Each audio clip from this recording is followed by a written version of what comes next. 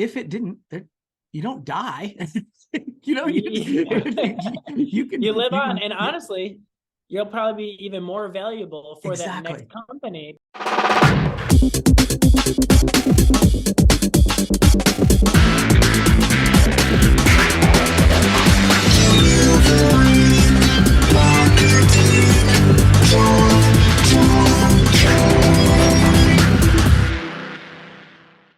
Hey there, and welcome to a brand new episode of Delivering Marketing Joy. I am your host, Kirby Hasseman, and joining me today is a brand new rock star. Super excited to dive in. He's the founder of Rise Market Group, Ben Lund. Thanks so much for joining me, man. Kirby, thanks so much for having me here. Absolutely. So, I know you have a diverse background and you worked for several different companies, including Google. So what made you take the leap from Google to start your own marketing firm? That seems like a pretty big step. It was a little bit of a step there. But it stemmed from even prior to Google, pretty much throughout my professional career, even when I was at Yahoo. And this was like, I always joke with the folks, is like, this was when Yahoo was a Google, where people went to Yahoo to explore the internet and search Yeah. for things. Obviously, Google took over since then. But Yeah. even then, I always had just something inside me wanted to build something and to Yeah. have full ownership of something, but I never knew what that was. So I was just continuing on my career in digital marketing and advertising, work at some great companies, including Yahoo and Google. And then eventually I'm like, well, Ben, you don't need to actually have your own shop, or it could just be the service that you learned over the years. And then I just, it hit late 30s. I'm like, you know what?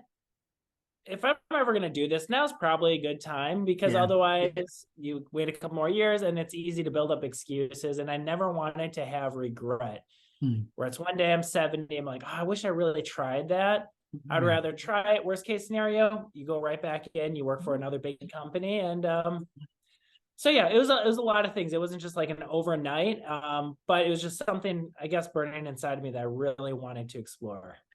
I love that, Ben. And I tell you, I encourage people that all the time. And I think you're exactly right. I think that we've been built sometimes to avoid failure at all costs. And it really does cost us, some real experience, because Rise, I'm sure, is going to have amazing success and probably already has. But, if it didn't, you don't die.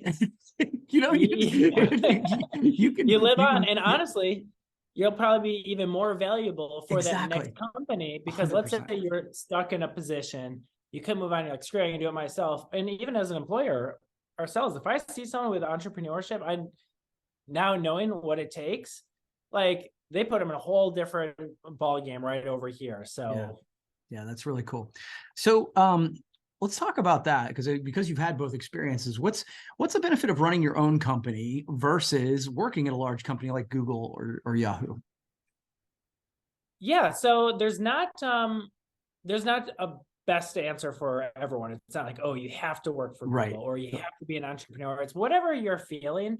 Pros on both sides. So for me, I mean, I've only lived this life once, so I can't give other perspectives. But for me, it was really nice working for these big companies earlier on in my career, because Mm, I don't have an MBA, hmm. undergraduate business and everything. But in my experience, it seems like working in these larger organizations is almost an MBA in of itself, because they have the people, Yeah. super talented people, they have the processes, and just like they train you how to approach different challenges and opportunities.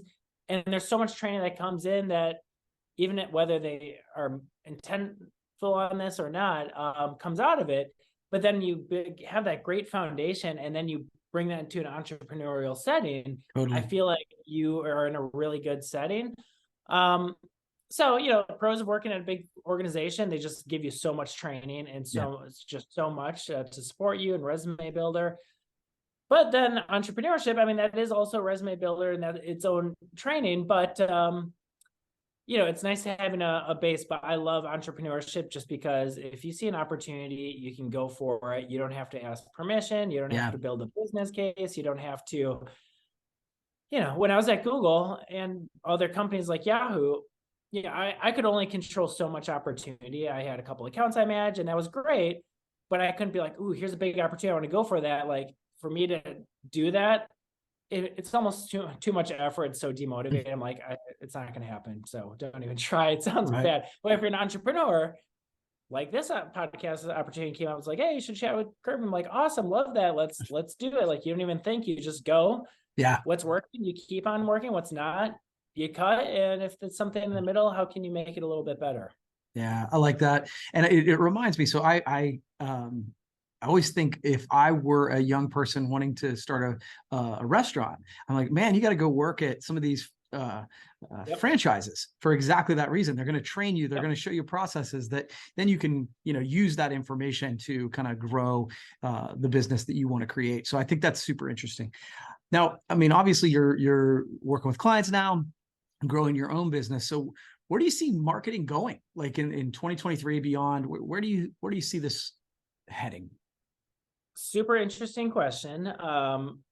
Don't have all the answers, but if looking at past, I've been in advertising over the past 15 years. And this was the days I've joked around earlier, like when Yahoo was at Google, and doing search ads was a very manual process. And you had these bulk sheets of Excel spreadsheets of like 250,000 rows and like super manual to do. And it's pretty much what's happening is just it's going easier, more automation and more machine learning with pretty much almost every industry. Yeah. And that's the way it's going to go with more machine learning. But it's interesting. So you could almost argue it's like, okay, we're going into more machine learning. Does that make agencies obsolete? I don't think so. It actually makes them even more valuable, because to run these types of campaigns that require a lot of solid data and insight, and someone like managing these controls, you need to be very skilled and know what you're doing, because you could easily give some bad inputs to a campaign that's running on machine learning, which most campaigns are, and it'll go in the totally wrong direction that you want it to go. So, but yeah, I mean, just as I'm seeing, I'm sure you're seeing this as well, just automation, machine learning, AI, and it's super exciting. It's super exciting. Yeah, no, I agree. I think it's funny. I asked you to put the Nostradamus hat on, and for what it's worth, I hate that because it's like it's so hard. Because if we all knew, we'd all be bajillionaires because we would have created that next thing. But it is interesting to kind of think through sort of those next steps. So, final question for you, Ben. This has been fun. So you've obviously just taken a big leap, and that's cool. So what's your best advice to help people grow in their business and or their personal life? What's some good advice you have? Yeah. So the best advice I could give right now, and there's so many great advices. There's just like so many tips that can be helpful, but I would say just be intentional with whatever it is that you're looking to achieve, whether it's in your personal life or in your business. So in your business, be intentional. Like, what is your goal? Do you have a thriving business? You're like, I want a better life-work balance. Okay, focus on that. Do you want more clients? What kind of clients? Okay, focus in on that. Or your personal life. What do you want to improve on it? You can't just say, I want to improve my personal life. Like, do you want better relationships? Do you want to improve your health? And then just whatever it is, be intentional and understand that there's time limitations in every day and every week. So just focus on those key things that is going to drive the most amount of happiness, whether business and personal life. And, I give this advice. So, but I'm sure like other side of Ben would be like, Ben, but you don't do that all the time. So it's easier to give than actually do. But I feel like I try to do that. So I would just say be intentional with whatever it is that you're trying to accomplish, and just focus in on that. And then you'll get some nice results versus just like, I want to grow my business. Like, okay, well, that sounds like a big ask. Like, well, where should you start? Right. No, I think that's it really, Ben. I think that's actually great. I find myself saying the words be intentional a lot because I think for so many people, life just happens to them.